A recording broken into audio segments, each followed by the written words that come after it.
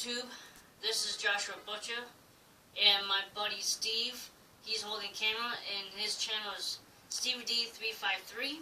You can watch his channel. Today we're talking about difference of HPs. I got a somewhat new, somewhat old, but is upgradable. This video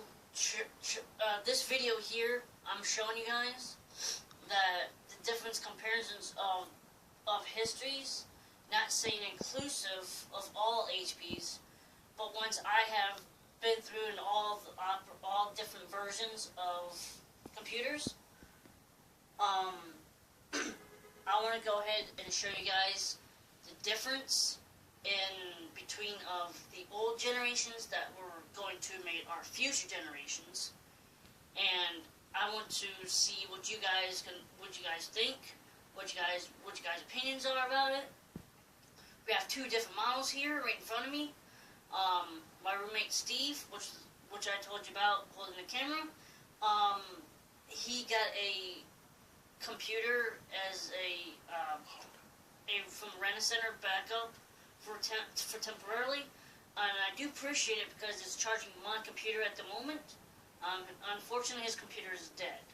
So we're not going to talk about his computer that's dead right now, but we are going to explain some of the stories about it. So what I'm going to do is we're going to compare between different versions, starting now. This big model here is an HP. This is the version A6. It's an AMD. It's decent, works, runs Windows 8, but however, it's got too many bugs. HP's got to do some work on it, but it does come with a finger scanner, but does not support Bluetooth. And the other comparison is other predecessor, as this is an HP made by XP, and it's a 2 dual-core processor, and it's got built-in graphics card, ATI X1300 series model, and this has got a SATA. So does this one. So the big model here, with the models that I've been working with, and I'm running LXDE, and it's really nice. It's made by Linux Arch. I'm very satisfied with it. I went through all different operating systems. Windows XP, when I first got it from my roommate, was not working really well. I put Windows 8, and then I tried Windows 7. I tried Vista. All of it works. All of it does work. I didn't like Microsoft being on this computer for two reasons. It's not really made for gaming. It's mostly made for businesses. Mostly. It's decent. Right now, what you see here, we're running HTOP, which you can see is very low on processor. And the memory is only got... And it's only supporting at 647, which is really, really light.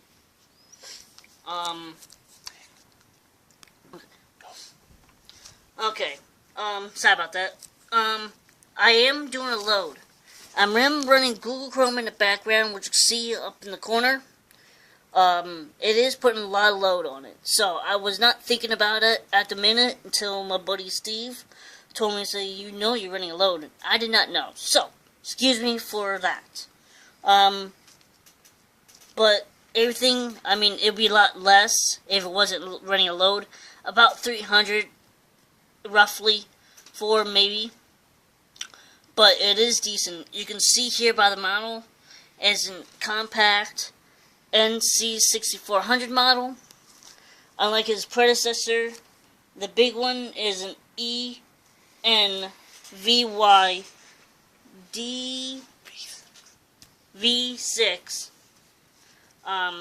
It's great. I don't care for it, but I mean, it does what it wants. So excuse HP for their little mistakes, but they are trying hard. But we're going to talk about mostly this computer here, the one I was telling you guys about, the NC6400 compact HP. And I just want to make a quick note. I'm sorry about the shakiness of a video. I am recording this on a 7-inch tablet.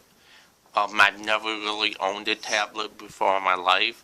So I want to make a quick note. I'm sorry about the shakiness of the video. Anyway, back to the video.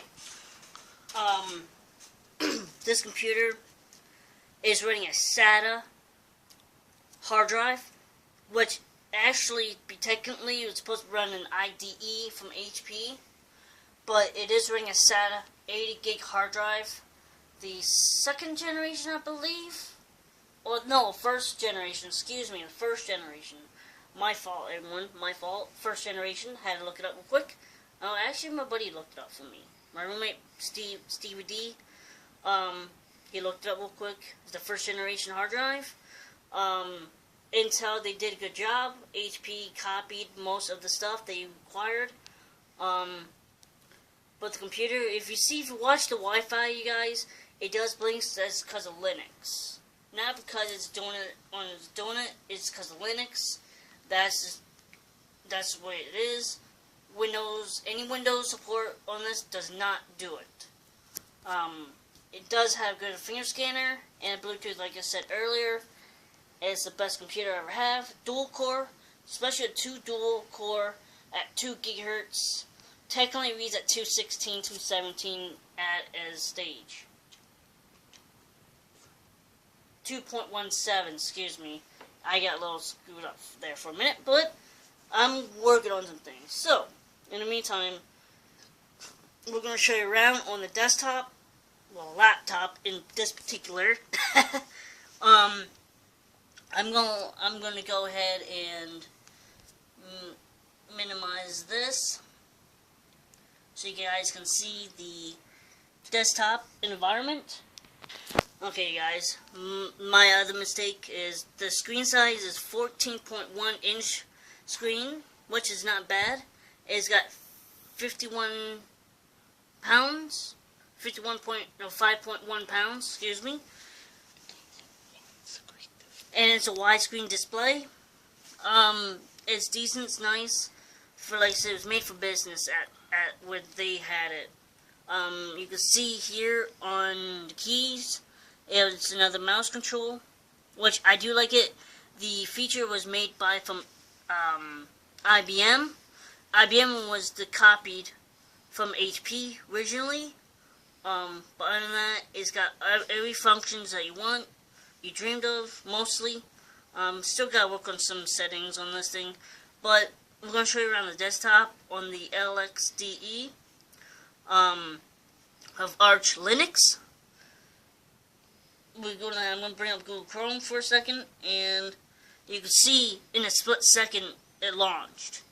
There is no waiting. There's no waiting for like 20 minutes or 20 seconds or any of that seconds. I mean, it only takes a second to blow up and blow back down. So, watch again. Doesn't take that long. And I'll pull up the H-top again. No lag whatsoever. I do like it. Most of the settings I have to change, which you can see. Wish I could make that bigger, but everything what you see here is what you can add. You do have to manually access root, a fake root, if you're going to use LXDE. Because of the source packaging, you'll have to. My roommate can explain to you. Alright, my roommate Stevie D will explain to you there's a reason why this thing had to be rooted. Okay, this is Stevie D353, the one that's recording in the video.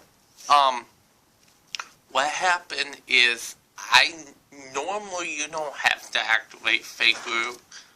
Usually it's by default. I installed Yoward, the way that Matthew Moore did.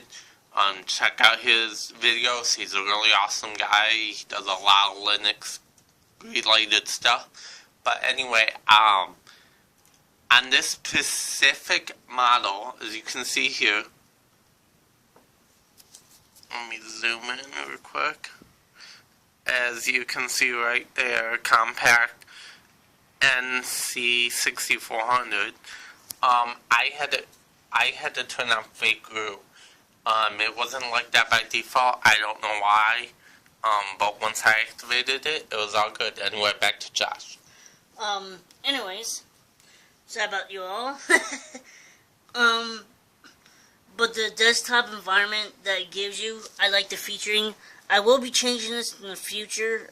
I have to do some configurations. I will make a lot of configurations because since it's so much a lightweight operating system, which I like, because that way you can build and make your own way you want and feel, and it'd be like your own dream. Unlike Microsoft, you guys suck. No offense, but in a way, Linux is the way to go. If you're doing Arch commands and doing multiple stuff, go to Linux. I highly suggest it. If you're not doing any of gaming or anything that's random, like doing just videoings and stuff like that, Linux can do videos. And there's no excuse in that Linux cannot do videos. If you go on YouTube and watch videos on how to, they have it up there for you guys. Now those who knows it, skip this video and just listen to the rest of